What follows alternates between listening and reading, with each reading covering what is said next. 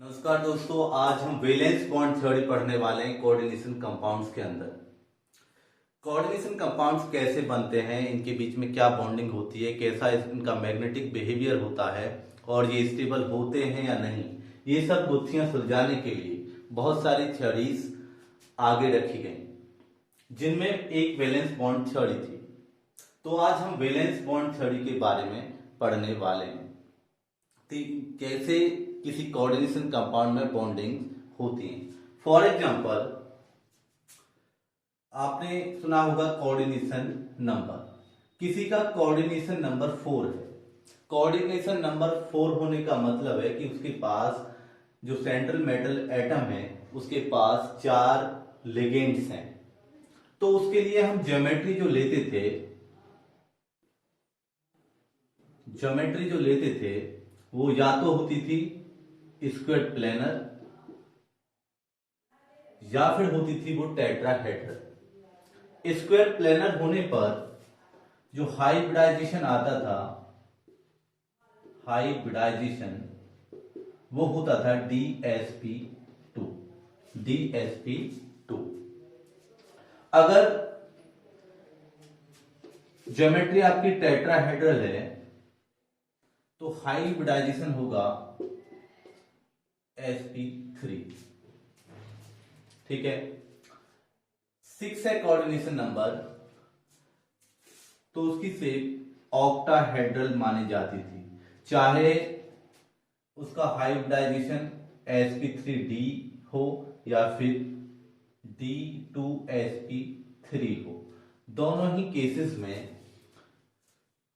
जो ज्योमेट्री आती थी वो ऑक्टाहेड्रल और हाइब्रिडाइजेशन sp3d हो चाहे d2sp3 हो।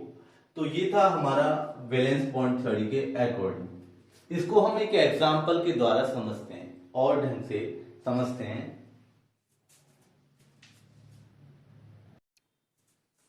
देखिए, वैलेंस बॉन्ड थ्योरी में हम उन लिगेंड्स का एग्जांपल देखेंगे जहां पर कोऑर्डिनेशन नंबर 6 होता है।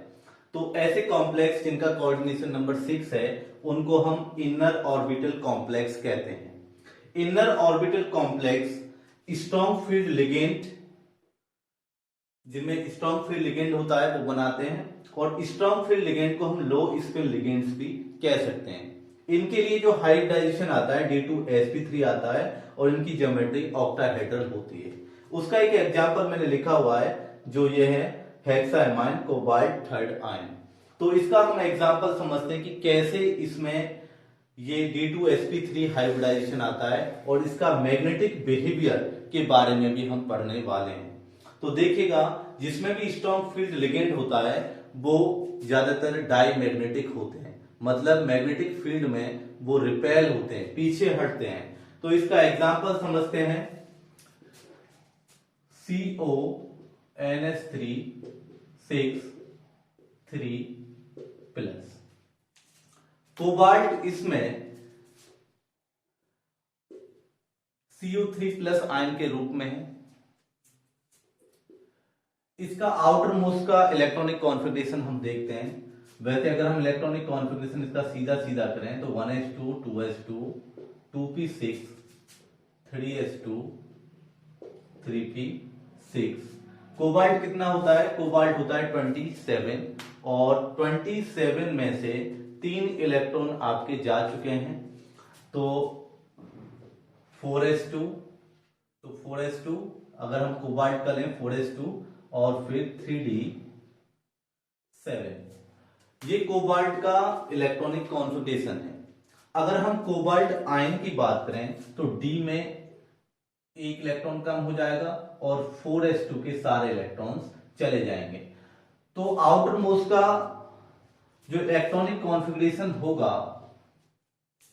ऑर्बिटल डायग्राम मेथड में अगर हम देखें तो वो 3d 4s 4p।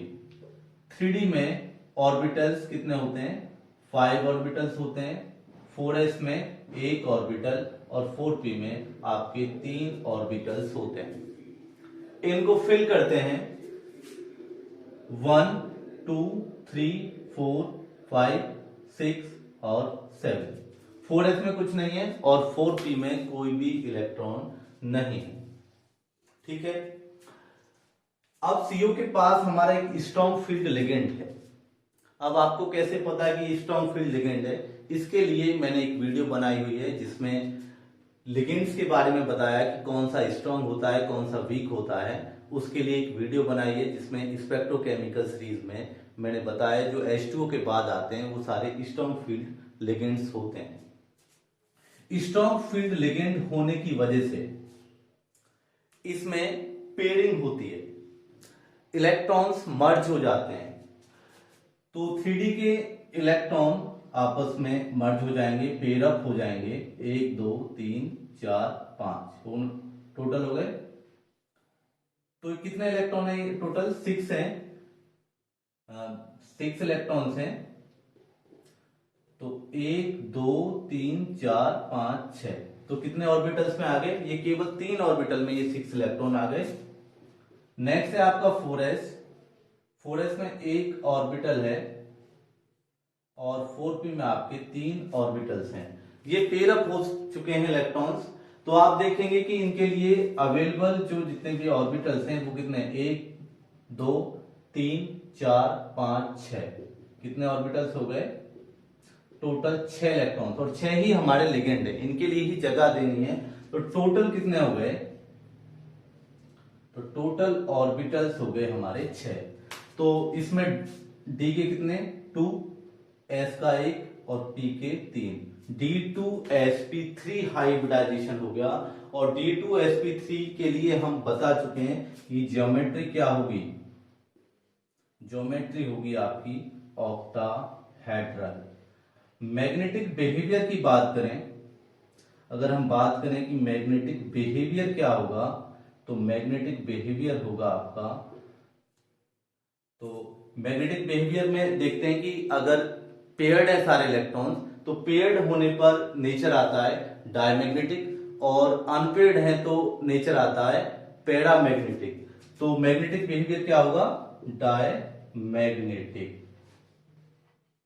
तो ये था एक 6 लिगेंड वाले किसी भी कोऑर्डिनेशन कंपाउंड के लिए उसका मैग्नेटिक नेचर और ज्योमेट्री हमने पता की।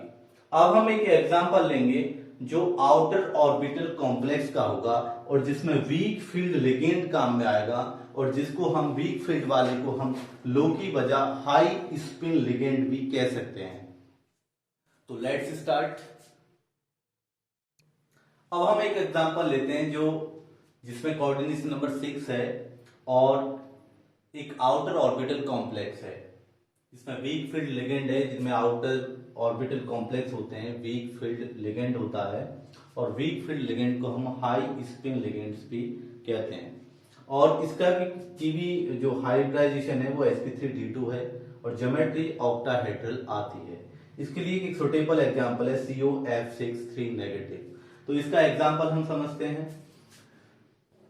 तो कोबाल्ट के लिए जो कोबाल्ट आयन है उसके लिए आपको पता है कि इसका इलेक्ट्रॉनिक कॉन्फ़िगरेशन क्या होगा? 1s2 2s2 2p6 3s2 3p6 4s2 में कोई इलेक्ट्रॉन नहीं होगा और 3d6 ये आता है। ऑर्बिटल डायग्राम में देखते हैं 3d 4s 4p और 4d। डी में इलेक्ट्रॉन्स कितने हैं? तो डी में इलेक्ट्रॉन्स अब पहले ही हम पढ़ चुके हैं कि ये आउटर ऑर्बिटल कॉम्प्लेक्स है और इसमें जो फ्लोराइड है वो एक वीक फील्ड लिगेंड है। तो 3D का यूज नहीं होगा इसके अंदर क्योंकि पेयरिंग नहीं होगी, क्योंकि वीक फील्ड लिगेंड कभी भी पेयरिंग नहीं कर पाते हैं, इसलिए हमको केवल आउटर ऑर्बिटल्स लिखने होंगे 4s 4p और आपका 4d। देखिए एक ऑर्बिटल ये 3p के और d के कितने होते हैं? ये 5 होते हैं। हमारे पास 6 लिगेंड्स हैं COF6 3 नेगेटिव में हमारे पास 6 लिगेंड्स हैं, तो उनके लिए स्पेस मिल जाएगा। 4s में एक आ जाएगा, 4p के तीनों फिल हो जाएंगे और 4d के 2, क्योंकि 6 है तो 6 ऑर्बिटल चाहिए। एक s का हो गया, 3 p के हो गए और 2 d के हो गए, तो टोटल ये हो गया sp3d2। ज्योमेट्री पहले ही पढ़ चुके हैं हम, ज्योमेट्री इसके लिए क्या होगी, ऑक्टाहेड्रल। और हाइब्रिडाइजेशन sp3d2 हो गया। मैग्नेटिक बिहेवियर या मैग्नेटिक नेचर की बात करें तो आपका मैग्नेटिक नेचर क्या आएगा, तो मैग्नेटिक नेचर देखिए, कोई ऑर्बिटल में 6 इलेक्ट्रॉन्स तो हैं, 6 आपके लिगेंड्स के लिए स्पेस तो है। जो 3d ऑर्बिटल इससे पहले होगा उसमें इलेक्ट्रॉन है हमारे 6। 3d में हम कैसे फिल कर सकते हैं उन इलेक्ट्रॉन्स को, अलग देख लेते हैं हम कैसे फिल होंगे 3d में। 3d में फिल करने के लिए ये हमारे ऑर्बिटल्स हैं 5, 1 2 3 4 5, हॉर्न्स रूल के अकॉर्डिंग 6। अब इसके पास 3d के पास कम से कम 4 अनपेयर्ड इलेक्ट्रॉन्स हैं। 4 अनपेयर्ड इलेक्ट्रॉन्स का मतलब है कि इसका नेचर क्या होना चाहिए, पैरामैग्नेटिक। तो इसका नेचर पैरामैग्नेटिक होगा।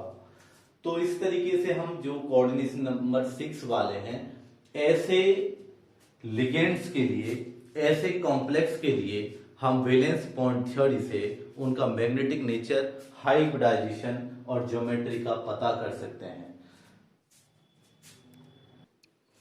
अब हम ऐसे कोऑर्डिनेशन कंपाउंड के बारे में बात करेंगे जिनका कोऑर्डिनेशन नंबर 4 होता है। जैसे उसका एक एग्जांपल है टेट्रासाइनो निकिलेट आयन। निकिलेट आयन है NiCN4 2 नेगेटिव। ये एक एग्जांपल है इसका। और आप CN जानते हैं कि CN एक कैसा लिगेंड है, एक स्ट्रॉन्ग फील्ड लिगेंड है, स्ट्रॉन्ग फील्ड लिगेंड। Ni 28 होता है।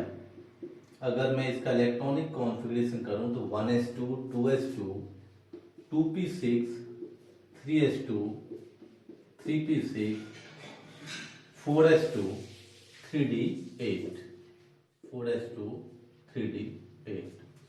यहां पर निकेल किस फॉर्म में प्रेजेंट है कि कौन सा आयन है, ये अगर हम देखते हैं इसको, निकेल को हम X मान लें और Cn नेगेटिव पर जो चार्ज होता है वो -1 होता है और टोटल कॉम्प्लेक्स पर चार्ज कितना है, -2।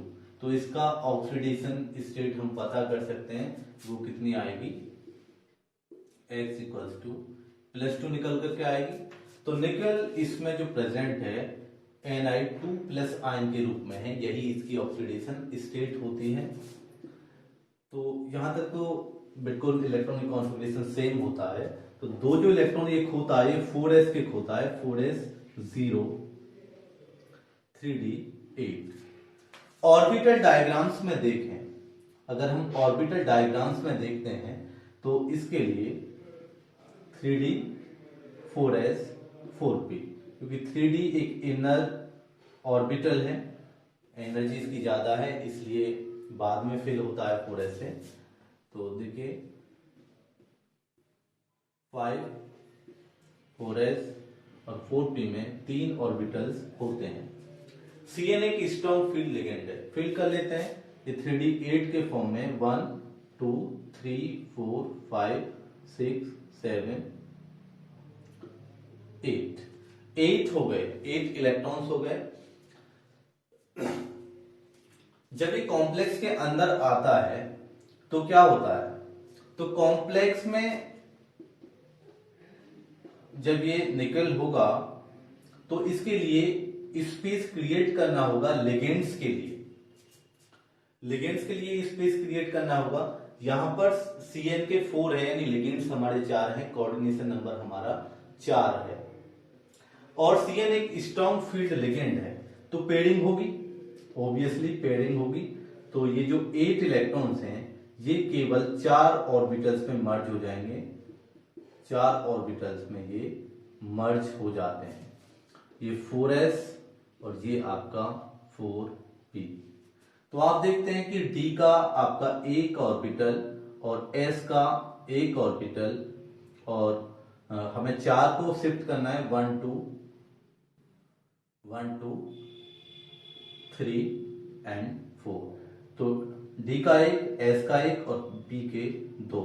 तो यहां पर हाइब्रिडाइजेशन जो हो जाता है DsP2 होता है, और जिसके लिए ज्योमेट्री जो आएगी, ज्योमेट्री जो होती है DsP2 के लिए वो होती है आपकी स्क्वायर प्लेनर। और ये कैसा कॉम्प्लेक्स है, इनर या फिर आउटर, कैसा कॉम्प्लेक्स है ये? तो स्ट्रॉन्ग वाला जो कॉम्प्लेक्स होता है आपका वो इनर ऑर्बिटल कॉम्प्लेक्स होता है, और स्पिन कैसा होता है इसका? लो स्पिन होता है। ये इनर ऑर्बिटल कॉम्प्लेक्स है और स्पिन इसका कैसा है? लो। तो स्ट्रॉन्ग वाले में आपका लो स्पिन होगा और कॉम्प्लेक्स इनर ऑर्बिटल होगा। ऐसे हम CN4 के लिए एक और एग्जांपल लेते हैं जिसमें एक वीक लिगेंड होता है, एक एग्जांपल लेते हैं NiCl4 2 नेगेटिव टेट्राक्लोरोनिकेलेटाइन। Cl एक वीक फील्ड लिगेंड है और आउटर ऑर्बिटल कॉम्प्लेक्स बनाता है, और आउटर ऑर्बिटल कॉम्प्लेक्स को हम हाई स्पिन कॉम्प्लेक्स भी कहते हैं। तो Ni की ऑक्सीडेशन स्टेट यहाँ पर Ni2+ है, और इसके आउटर मोस्ट में आप देखेंगे 3D बाद में फिल होता है, 4s में कोई इलेक्ट्रॉन नहीं होगा, और नेक्स्ट होगा आपका 4p। देखते हैं कि देखिए Ni का अगर हम इलेक्ट्रॉनिक कॉन्फ़िगरेशन करें तो आर्गन का इलेक्ट्रॉनिक कॉन्फ़िगरेशन, और उसके बाद आपका 4s2 और 3d8। तो यहां पर जो Ni है Ni2+ की फॉर्म में है, तो 2 इलेक्ट्रॉन S वाले निकल जाएंगे, तो क्या बचेगा आपका आर्गन का इलेक्ट्रॉनिक कॉन्फ़िगरेशन, 4s में कोई इलेक्ट्रॉन नहीं और 3d8। तो ऑर्बिटल्स में हम देख लेते हैं 3d के कितने होते हैं? 3d के होते हैं 5 होते हैं, और 5 में 8 इलेक्ट्रॉन आपके प्रेजेंट हैं। तो 5 में कितने इलेक्ट्रॉन प्रेजेंट है आपके? 8।